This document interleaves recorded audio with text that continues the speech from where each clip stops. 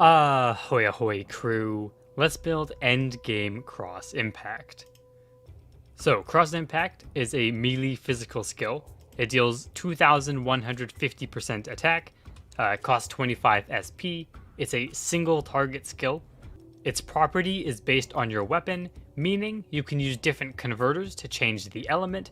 It has 0.5 seconds of cast delay, and 0.35 seconds of cooldown, meaning we'll need 30% aftercast delay reduction to hit that cooldown number.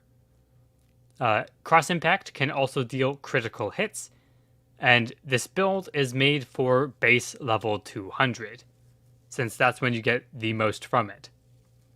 Starting off with our headgear, we need a plus 12 Old Bone Circlet.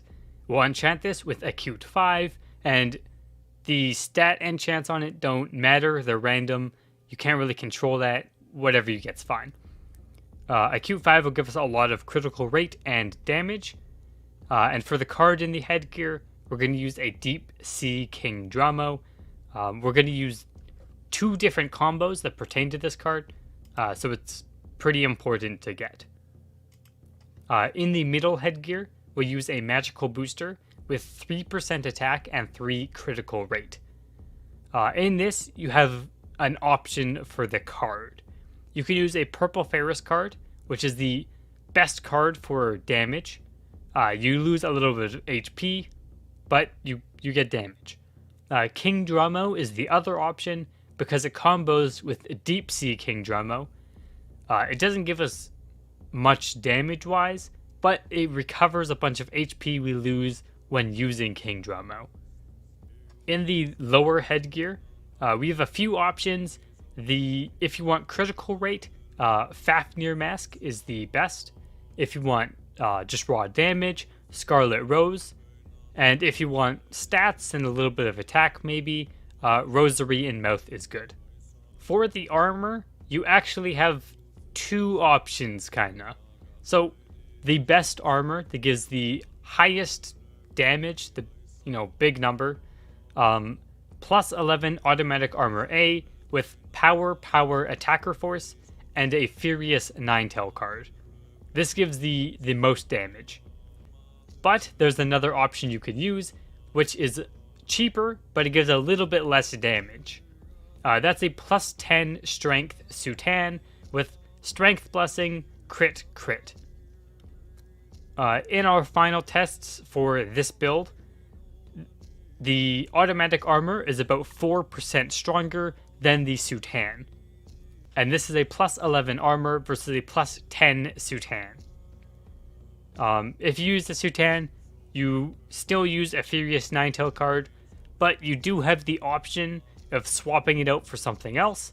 Since the Soutane gives critical rate, you can change some of the options on your other gear, so you can go for more damage from those instead. For the weapon, the best GX weapon at the moment, plus 15 Bolt Crusher. Enchantments, go for attack percent as your priority. If you can, get the Formless, Demon, Undead, or Boss percent. Those are all good as well. And the card, we're going to use 2 Eremes Guile cards for cross impact damage. Garment, plus 12 Agility Manteau is the best in slot. Enchant this with 6% attack. This is the strongest enchant. You can get critical damage as well, but it's a little bit weaker in the end. For the card, use a Petal card. Foot gear slot, plus 6 temporal boots of luck are still the best.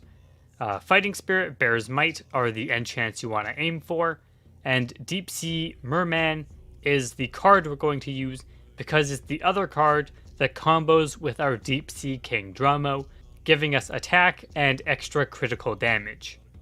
We only need to plus 6 the Temporal Boots of Luck, because making them plus 9 or plus 12, the bonus isn't that impactful. It's complete min-maxing.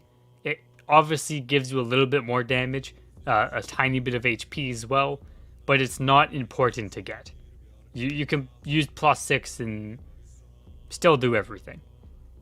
The right accessory, automatic booster R, This gives us HP and attack percent. We'll enchant it with Fatal, All Force, and Attack Speed. We don't need attack speed for the build. Cross Impact doesn't rely on it very much to actually spam.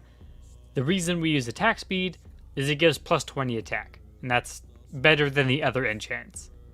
All Force for the melee damage. We don't care about the magic or the ranged. Fatal for the crit damage and critical rate.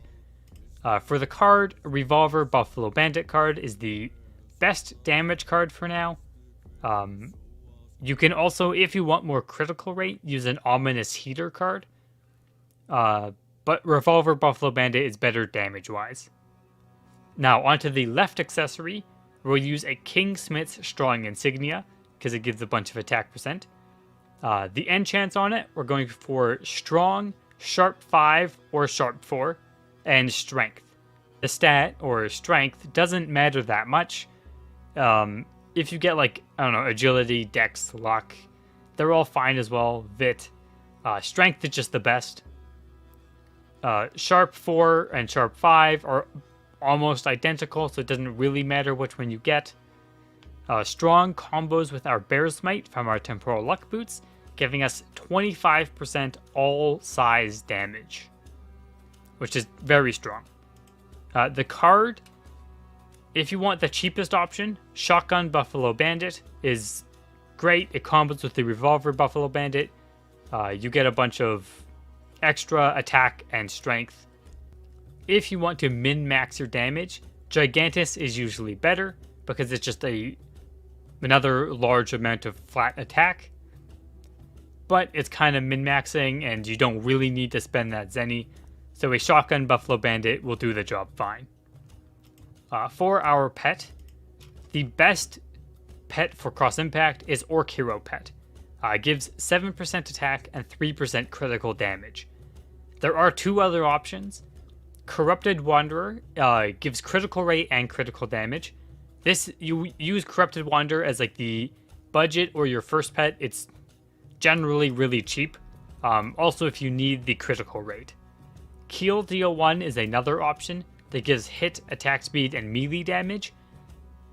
You don't use the hit or attack speed really, maybe for Rolling Cutter. The melee damage is pretty decent. The other reason you would use this is it's cheaper than Orc Hero. You might use it for other builds as well, so you can just carry it over if you don't have Orc Hero yet. But most likely, you'll probably just want to use Corrupted Wanderer. On to the Shadow Gear. We'll have plus 10 Force set, which gives a bunch of attack and attack percent. It's the best damage against bosses. Plus 10 Lucky Shadow Armor. This is armor that's not noticed that often, but it gives 5 critical rate when it's plus 10, and you don't need to fight any Monster Hunter bosses for this. Well, you have to fight the Primal monsters to get some of the loot, but you can do this entirely without fighting Garonath, Nizori, Garanth, or Naya. GX Shadow Shield is the best shield. It reduces Dark Claw's cooldown. Whatever refine of this you have is good. I suggest at least getting it to plus 4 because it's pretty easy. And for the boots, you can use whatever Shadow boots you want. There's ones that increase some damage against races and sizes, some that decrease damage against races and sizes. I would say just go through the wiki page for Shadow Gear until you find some boots that you like, because they don't really matter that much. Consumables. For these, we'll use Buche de Noel, which gives you 7 critical rate. It doesn't dispel from the skill Dispel. It also doesn't dispel on death, so it stays around. It's very convenient. Red Herb Activator gives you quite a bit of damage with its 15% melee. Enchant Deadly Poison. You have to use this. If you don't use it, you're fighting weak monsters or you're playing GX wrong. Magic Mushroom. This Magic Mushroom in this build setup is the better poison to use because you need to hit 30% after cast delay reduction. 20% comes from your Bolt Crusher, 10% from Magic Mushroom. You can also use Pyrexia, which will give a little bit more damage, but Magic Mushroom, make sure you can spam at its full amount. So DPS wise, Magic Mushroom will win in this build setup. Pyrexia you can use, it's better earlier on when you don't have as much damage and you're still building into it. Or if you get your cast delay from somewhere else, then you can use Pyrexia for damage. But in general, you want to use Magic Mushroom so you can spam. Guarana Candy, we don't need Agi or attack speed really. This is more just there for movement if you walk around a lot and aren't an expert at backsliding. Finally, Shining Defense Scroll. This is good in like any hard areas. Like, I guess it's really like Bio 5, maybe Fall of Glass Time if you are more focused on damage than HP percent. It doesn't work in Monster Hunter. It's not good against Lambda because it's fixed damage. But if you go to like Bio 5 solo, for instance, Shining Defense Scroll will save you and let you be a little bulkier. So now onto our stats. Strength will have 120 because strength scales with our high base attack of our Qatar. 101 agility. This is just for basically when you use Rolling Cutter, you want to have that little bit of attack speed so you aren't spinning super slowly. Vitality at 110 gives you more tankiness so you can go in and kill a bunch of stuff before you actually just die. Intelligence at 30. These points you can put into Agi or Dex if you want to. I put them in Int because we spam Cross Impact more often now than we used to. So having the extra Int for Potion of Energy recoveries can help keep it sustained. Especially since we don't often use Leech Gear in the Cross Impact build. Dexterity, we'll have it at 80. It's there for the little bit of attack it gives and the hit rate for Rolling Cutter. 120 luck because we're wearing Temporal luck boots. And the critical rate, it's also good. Now, for the damage, this number here, 11.5 million damage per cross impact. This is with a plus 10 strength Soutane in our example before. 11.9 million, which is 3.9% higher.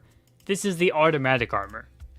This is the little difference I was talking about.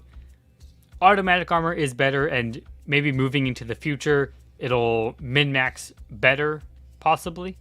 But you can opt for a strength Soutane and do the same job as the automatic armor. So you don't need an automatic armor at this current point. But it's up to you which one you actually get. Soutane is cheaper, you get a little bit less damage, so it's not as min-maxed. You should still be able to do all the same things, though. We reached 225 critical rate, which against the average monster of 90 to 100 luck, that gives us about 102% chance to hit them with a critical attack. Against things like Monster Hunter, you'll have to maybe swap some gears around, get some other buffs, luck tonic, so you can reach 280 critical rate. But it's not too far off. And finally, we'll look at our HP. So, this build, we only reach 84,000 HP. It's pretty good. We should survive most things. SP reached 2,000. It doesn't matter too much how much your SP gets, but we got the int, so it's raised a little bit by like a couple hundred. That is the Endgame Cross Impact build. If you like this video, subscribe to the channel, share this video with friends, and I'll see you in the next video.